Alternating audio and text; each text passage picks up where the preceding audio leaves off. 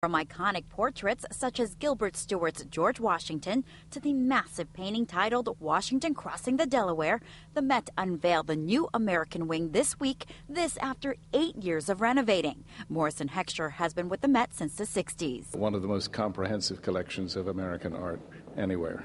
The 30,000 square foot space houses hundreds of great American works broken down into themes, including Civil War, Hudson River Valley School, and American West. And to bring harmony between each and every piece, the Met paid close attention to the new gallery's architecture as well as frames. We have decided to look back to the 19th century to what's called the Beaux-Arts style, which is classical architecture in which they first created the idea of a public picture gallery.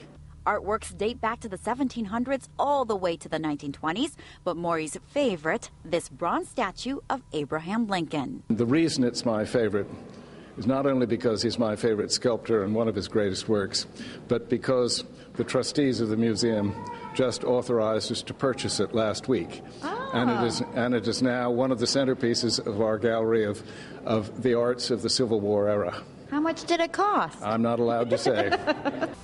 I like Maury. He's a good sport. All right, guys, the American wing, as you just heard, 8 years in the making. So when it comes to this brand new wing, there's really nothing winging that they did.